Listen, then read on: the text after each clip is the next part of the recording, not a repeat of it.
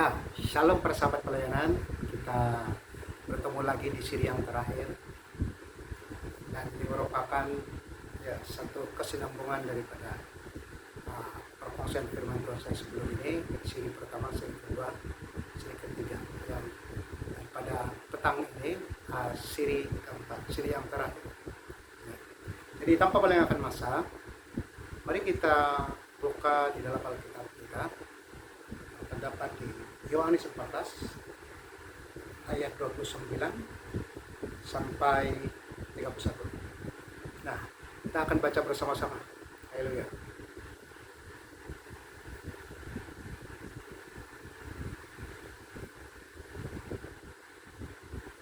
Dan sekarang juga aku mengatakannya kepadamu sebelum hal itu terjadi, supaya kamu percaya. Apabila hal itu terjadi, tidak banyak lagi aku berkata-kata dengan kamu, sebab penguasa dunia ini datang dan ia tidak berkuasa sedikit pun atas diriku. Tetapi supaya dunia tahu bahwa aku mengasihi Bapa dan bahwa aku melakukan segala sesuatu seperti yang diperintahkan Bapa kepadaku. Bangunlah, marilah kita pergi dari sini. Mari kita berdoa terlebih dahulu. Haleluya Tuhan. Tuhan Bapa Surgawi, kami bersyukur dan terima kasih pada pagi ini Tuhan.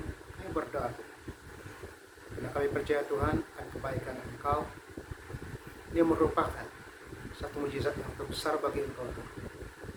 Apabila firman-Mu diberitakan kepada banyak orang yang berada di luar sana. Kami bersyukur Tuhan karena pelayanan ini dalam milik Engkau. Dan Engkau lah yang mengerjakannya Tuhan bagi setiap hamba yang memberitakan kabar baik itu. Tuhan Bapa Surgawi, berkati anak-Mu Tuhan, berkati. Beri akal budi pengetahuan dan beri Roh Kudus untuk memimpin dan menuntun, supaya setiap kata perkataan anak-Mu Tuhan akan memberkati banyak orang di luar sana. Banyak orang yang akan diberkati, banyak orang yang akan bertobat, banyak orang yang akan berubah dari sehari ke sehari ke arah yang lebih baik apabila mendengar firman yang penuh kuasa ini. Terima kasih Tuhan. Terpuji terpujilah Engkau. Kami serahkan Tuhan ruang dan waktu ini dan segala sesuatu di dalam tangan Engkau. Biar Engkau yang mengendalikan, supaya firman-Mu dapat diberitakan dan dapat memberkati banyak orang di luar sana. Terima kasih, terpuji terpujilah Engkau di dalam nama Tuhan Yesus. Amin. Nah, saudara yang saya kasihi dan saudari yang saya kasihi dalam tangan Tuhan, pada petang hari ini, nah, sekali lagi saya katakan ini merupakan kesinambungan daripada firman Tuhan yang telah saya kongsikan beberapa hari ini. Ya, dan ini merupakan siri yang keempat. Jadi tema kita seperti sedia maklum, ya, hidup damai dalam Kristus. Nah, ini adalah tema kita. Hidup damai dalam Kristus yang dikutip daripada Injil Yohanes 14 sampai ayat 29 sampai 30. Ya. Haleluya. Nah, kenapa kita masih berbicara tentang hidup damai dalam Kristus? Nah, karena hidup damai ini sangat penting, saudara. Tanpa hubungan yang baik dengan Tuhan, tak mungkin kita memiliki kehidupan yang harmoni dengan orang lain, sahabat, keluarga, atau sesiapapun mereka yang berada di sekeliling kita. Karena banyak orang menjadi Kristen, tapi bukan semua orang memperhatikan firman Allah. Bahkan bukan semua orang dapat melakukannya dengan sebaik-baiknya. Karena apa? Inilah masa zaman akhir, di mana banyak orang lengkap, cuai, dan banyak orang, bahkan banyak yang jauh daripada Tuhan. Nah, kenapa firman ini sangat penting, saudara? Sekali lagi saya katakan, ini adalah firman yang penuh kuasa, yang memberikan kita kekuatan.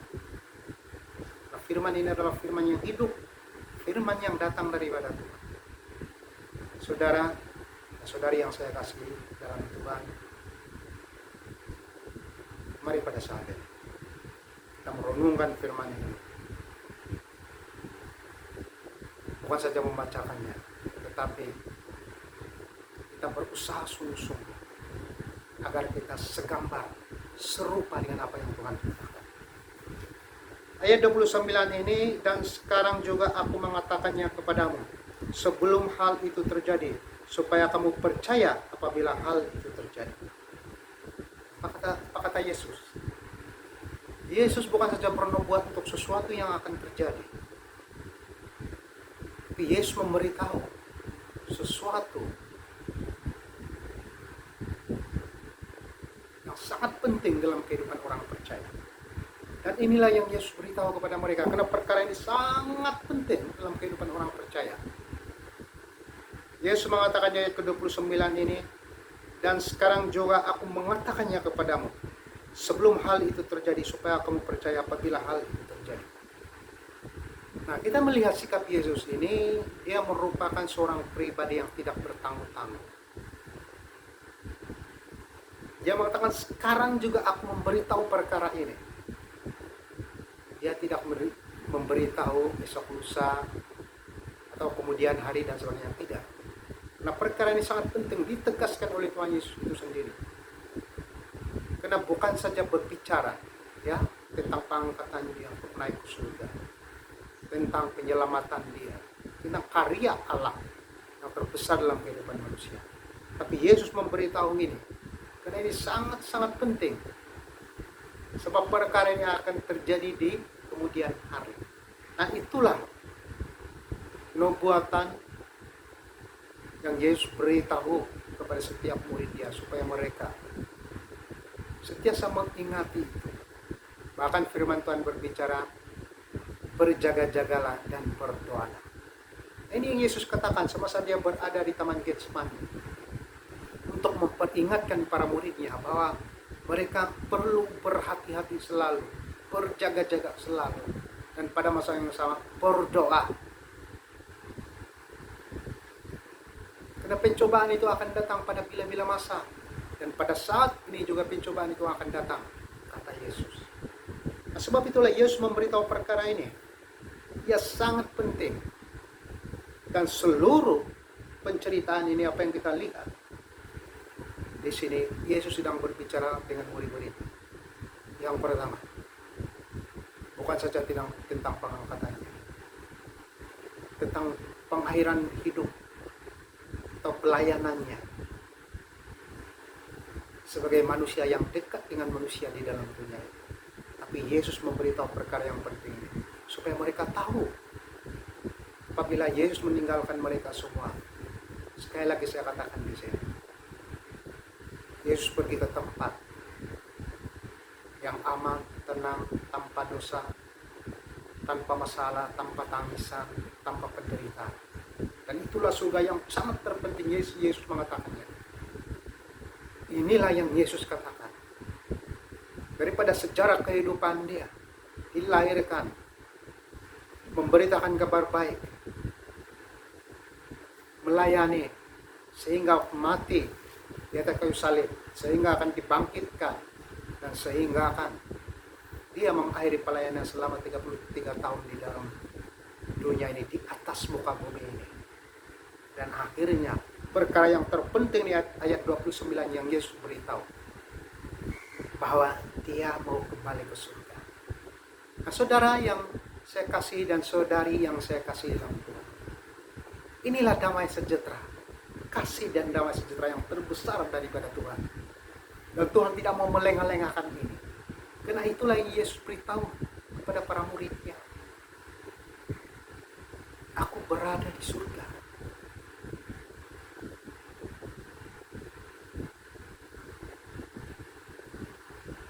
Aku akan balik ke rumah Bapakku.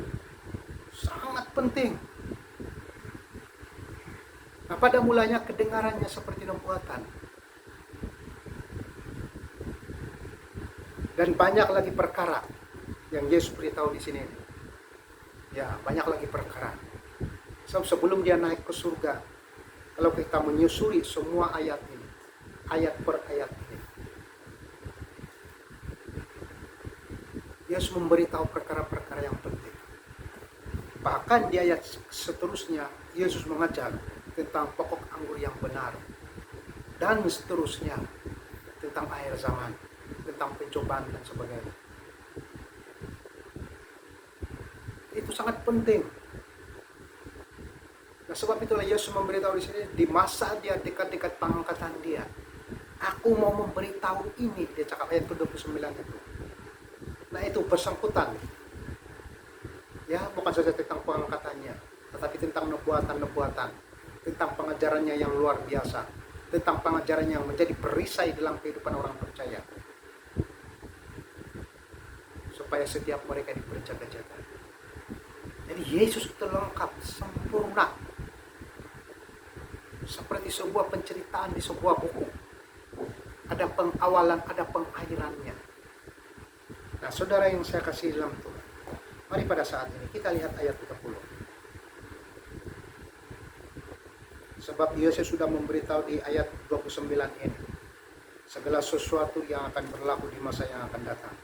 Dan Yesus tidak berlenga-lenga untuk memberitahu perkara itu, supaya murid-muridnya bersiap sedia untuk menghadapi segala sesuatu. Dan ayat 30, tidak banyak lagi aku berkata-kata dengan kamu, sebab penguasa dunia ini datang dan ia tidak berkuasa sedikit pun atasku. Siapakah yang Yesus katakan penguasa dunia ini? Ia juga bukan berbicara kepada syaitan. Ia juga bukan berbicara kepada pengajar-pengajar sesat. Tapi ia juga berbicara kepada pemerintah-pemerintah di zaman ini. Dan kalau kita menyusuri kehidupan bangsa Israel, hidup mereka ini adalah hidup yang penuh dengan cabaran. Setelah Yesus diangkat ke surga, sekali lagi kota Yerusalem dirobohkan, dan ada beberapa kali lagi diserang, dikepung, dan berbagai-bagai lagi terjadi kepada bangsa ini, sehingga kan bangsa Israel itu terserak di seluruh dunia. Dan ini yang Yesus katakan di ayat 29 ini, aku tidak berlenga-lenga lagi memberitahu kepadamu, supaya kamu semua berjaga-jaga, supaya kamu semua berdoa, supaya kamu semua kuat untuk menghadapi tantangan dan percobaan yang besar ini kepada bangsa umat pilihan Tuhan, khususnya kaum Israel itu sendiri. Nah, sebab itulah apabila Yesus memberitahu pada ayat ke-30 ini, bahwa tidak ada lagi yang berkata-kata dengan kamu, sebab penguasa dunia ini datang dan ia tidak berkuasa sedikit pun atas diriku. Yesus memberitahu di sini, setelah aku naik ke surga, tiada lagi yang dapat menyampaikan firman ini. Kamu tak dapat dengar lagi daripada mulutku, yang keluar daripada hatiku untuk disampaikan kepadamu. Dan apa yang terjadi? Kamu akan menghadapi penguasa-penguasa bumi ini, pemerintah-pemerintah. Nah, ini yang Yesus katakan. Di akhir pelayanan dia, ini akan berlaku kepada bangsa Israel. Mereka akan dijajah, dan ini yang menyebabkan porak-porandanya bangsa Israel. Tapi Yesus sudah mengajar tentang damai. Yesus sudah memberi isi hatinya.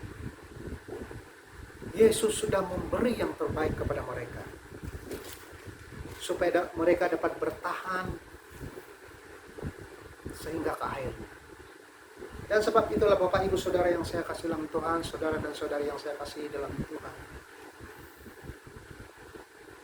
mari kita belajar daripada Tuhan Yesus. Tuhan Yesus tak pernah berubah, tak pernah berpaling kadang untuk menyiapkan kasih-Nya, untuk tidak bertahan kepada pegangan kasih dan damai sejahtera itu dalam kehidupan dia. Dan kalau kita lihat firman Tuhan ini, di dua ayat ini, ia sangat penting untuk direnungkan, dicerna oleh pemikiran kita, sehingga kan kita menemukan inti daripadanya. Ini sangat penting perkara ini, bukan saja berbicara tentang pengangkatan Yesus, tentang nubuat-nubuatan yang akan terjadi di masa yang akan datang, tapi ia berbicara betapa pentingnya kasih dan damai sejahtera itu yang ada di dalam hati orang-orang percaya, yang harus kita belajar daripada para murid Yesus ini. Dan itulah yang Yesus terapkan. Sekiranya aku tidak ada di sini lagi, dan aku sudah berada di surga, dan aku tidak berkata-kata lagi di hadapan kamu semua, dan datang penguasa ini, dunia ini, dan mengajar, menghancurkan ya segala sesuatu yang Tuhan sudah bina untuk umat Dia, seperti rumah ibadah yang ada di kota Yerusalem yang telah dibina abad berabad daripada bangsa Israel itu. Dan Yesus pernah ya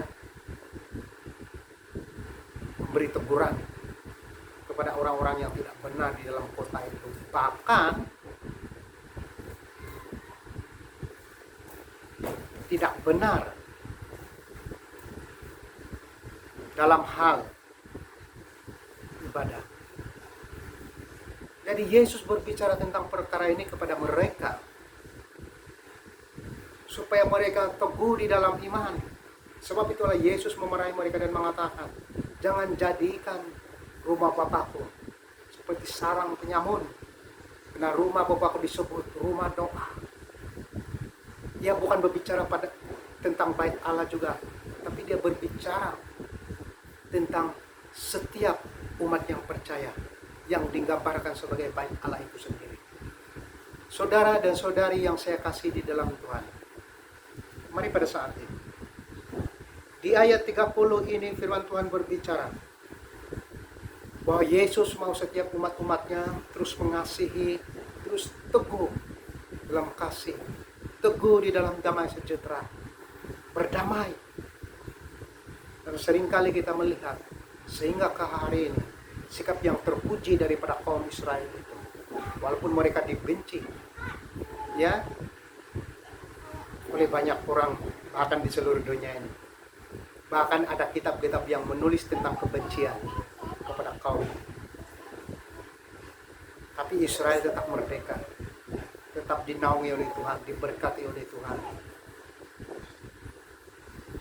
Bahkan mereka hidup damai, aman di dalam negara yang berbilang kaum bangsa dan agama, di Israel. Inilah buktinya kasih dan damai sejahtera yang Yesus sudah berikan kepada umatnya, kepada murid-muridnya, sehingga kan ini menjadi rema dan kekuatan bagi bangsa Israel. Saudara dan saudari yang saya kasih dalam Tuhan, Yesus tidak bersama dengan kita lagi. Dia berada di surga, duduk di sebelah kanan Allah Bapa. Dan apapun permasalahan yang dihadapi oleh setiap orang percaya di muka bumi ini, terutamanya anak-anak Tuhan yang tinggal di dalam negara yang diperintah oleh bangsa yang lain, oleh agama yang lain. Saudara dan saudari yang saya kasih dalam Tuhan, mari pada saat ini kita merenungkan ayat 30 ini dan memikirkan tentang hidup kita. Hidup kita sangat penting, saudara. Tidak mungkin kita akan bertemu kasih dan damai sejahtera daripada Tuhan Yesus itu sendiri sekiranya kalau kita masih di takut lama, masih berada dalam kepompong, dan tidak mengenal Tuhan dengan lebih dekat, tidak belajar, tidak ada hubungan pribadi dengan Tuhan. Dan sebab itulah Yesus menyatakan perkara ini kepada murid-muridnya dengan satu tujuan. Di ayat yang ke-30 ini ia mengatakan seperti ini, aku tidak berkata-kata lagi dengan kamu, tetapi kamu akan menghadapi penguasa-penguasa dunia ini. Tapi pada masa yang sama, mereka sedikit pun tidak berkuasa di atasku, tidak berkuasa ke atas diriku. Nah, ini yang harus kita pahami, saudara, yang saya kasih dalam Tuhan. Orang yang benar itu yang berusaha sungguh-sungguh untuk melakukan perintah Tuhan. Mereka tidak akan mungkin takut dengan apapun yang akan berlaku di dalam dunia ini, walaupun diperintah dengan kuku besi. Kenapa saudara? Karena mereka memiliki kasih yang besar dalam kehidupan mereka, damai sejahtera yang datang daripada Tuhan. Dan kita harus sadar, firman Tuhan berbicara segala sesuatunya boleh dirampas oleh dunia ini dalam kehidupan kita. Boleh dirampas oleh dunia ini. Segala sesuatunya boleh dirampas. Tapi apa kata Tuhan? Kasihku kepadamu, tiada satupun kuasa-kuasa dalam dunia yang dapat merampasnya. Menyentuh sedikit pun tidak akan mampu kuasa-kuasa dalam dunia ini. Kasih yang Tuhan sudah berikan kepada kita, damai sejahtera yang Tuhan sudah berikan kita. Karena itu merupakan kuasa Tuhan. Itu merupakan otoritas Tuhan yang tertinggi di surga. Jadi kalau Tuhan sudah mengasihi kita semua dan memberikan kasih dan damai sejahtera itu tak mungkin dapat dirampas oleh sesiapa saja, termasuk penguasa-penguasa di dalam dunia ini. Karena Yesus mengatakan penguasa-penguasa dalam dunia ini sedikit pun tidak berkuasa terhadap diriku, kata firman Tuhan, terhadap diriku. Jadi siapa mereka? Kalau iblis yang begitu berkuasa pun tidak berkuasa di atas kehidupan Yesus, apatah lagi manusia-manusia yang ada dalam dunia ini. Walaupun mereka dikuasai oleh iblis, tidak mungkin dapat menyentuh para anak-anak Tuhan, dapat melakukan sesuatu di dalam kehidupan anak-anak Tuhan. Nah, saudara dan saudari yang saya kasih dalam Tuhan, mari pada saat ini kita mau berpikir, membuka nalar yang terbuka pada setiap perkara di dalam kehidupan kita. Supaya hidup kita adalah hidup yang memuliakan Tuhan, adalah hidup yang sungguh-sungguh berarti di hadapan Tuhan. Sebab itulah Yesus mengatakan di ayat 30 ini, tidak banyak lagi aku berkata-kata dengan kamu, sebab penguasa dunia ini datang dan tidak berkuasa sedikit pun atas diriku. Nah, ini yang kita pegang kuat-kuat dalam kehidupan kita. Kita pegang kuat-kuat dalam kehidupan kita. Dan saya percaya, sekiranya kita menghargai kehidupan kita dan menyerahkan sepenuhnya hidup kita kepada Tuhan, kita tidak dikuasai apapun di dalam dunia ini. Karena apa? Yesus lebih berkuasa daripada segalanya. Dan sesuai dengan tema kita, hidup damai dalam Kristus merupakan kekuatan orang percaya. Kalau kita sudah berdamai dengan Tuhan, kita sudah settle, kita sudah selesai dengan Tuhan, apakah kuasa iblis untuk menjatuhkan kita, untuk menentang hidup kita? Iblis pun tidak dapat melakukan apa-apa kalau hidup kita berada di dalam damai Kristus. Kalau hidup kita berada di dalam Kristus, karena firman Tuhan berbicara Kristus ada di dalam kita.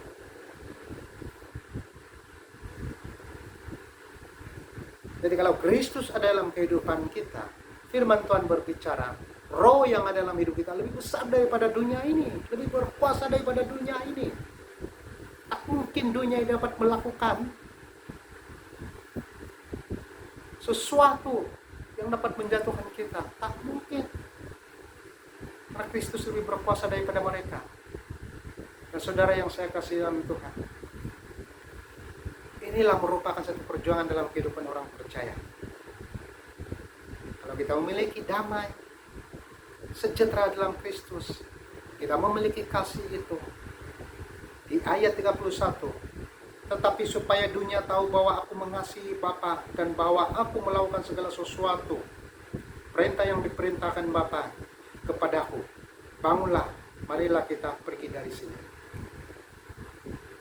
Supaya dunia tahu, kata Yesus, bahwa aku sudah menuruti perintah Bapakku. Aku sudah melakukan perintah Bapakku. Nah, segala sesuatunya Yesus sudah melakukannya. Dan yang terbesar itu adalah kasih dan damai sejahtera. Yesus sudah menuruti dan Yesus sudah melakukannya. Dan itu yang memberi kemenangan kepada orang percaya.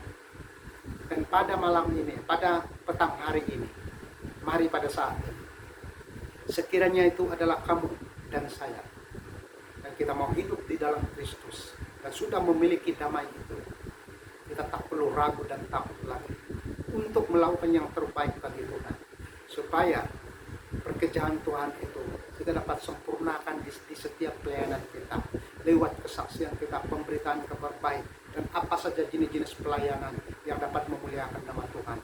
Karena firman Tuhan berbicara, Yesus mengatakan dia sudah melakukan kehendak Bapaknya, supaya dunia tahu, dia cakap, aku sudah melakukannya. Mari meresponi firman Tuhan ini, dan mari kita menjadi seperti mana Yesus lakukan. Apa yang Yesus sudah lakukan bagi Bapaknya pada hari ini, pada saat ini, pada waktu ini, inilah peluang, ruang, waktu yang ada. Tuhan beri kesempatan kepada kita untuk melakukan apa yang Tuhan kehendaki. Apa Yesus sudah perintahkan kita, sudah perintahkan kepada kita sebagai orang percaya. Kasihilah sesamamu, berdamailah dengan sesiapa, doakanlah orang yang menganiaya kamu. Sekali lagi saya ulangi di sini, Yesus maju selangkah dan mengajar pada muridnya, kasihilah musuh.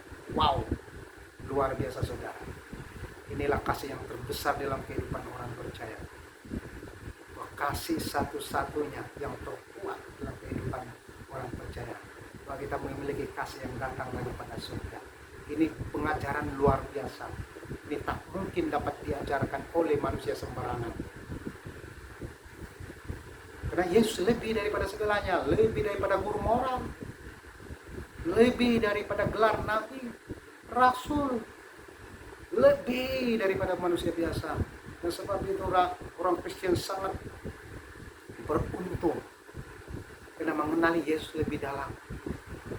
Yesus bukan sekadar manusia biasa, tapi dia adalah Allah itu sendiri, Tuhan itu sendiri. Oleh karena besar kasih Allah, ia telah memberikan anaknya kepada dunia ini, supaya dunia ini dapat mengenal Tuhan lewat anak itu. Dan itulah Yesus Kristus. Saudara yang saya kasih dalam Tuhan, mari pada saat ini kita merenungkan firman ini.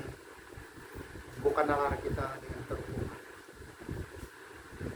supaya kasih dan damai sejahtera itu bekerja di dalam kehidupan kita, memberikan kita kekuatan hari demi hari untuk membentuk jati diri, menguatkan iman kita, segala sesuatu tindakan kita dapat memuliakan nama Tuhan. Karena pada petang hari ini, yang 3 ayat yang telah kita belajar ini akan memberikan kita satu pemikiran baru yang terus diperbaharui oleh Tuhan, supaya hidup kita menjadi berkat bagi banyak orang. Hidup kita menjadi berkat bagi banyak orang, karena kita adalah saluran berkat. Nah, sebab itu Tuhan mempercayakan firman ini kepada setiap gerejanya, kepada setiap hambanya, umatnya, supaya dapat dilakukan dengan sebaik mungkin, supaya namanya dipermuliakan lewat daripada firman ini. Saudara dan saudari yang saya kasih dalam Tuhan, ayat yang terakhir yang 31 ini, tetapi supaya dunia tahu bahwa aku mengasihi Bapa, dan bahwa aku melakukan segala sesuatu seperti yang diperintahkan Bapa kepadaku. Supaya dunia tahu kita adalah anak-anak Tuhan, kita adalah murid Kristus.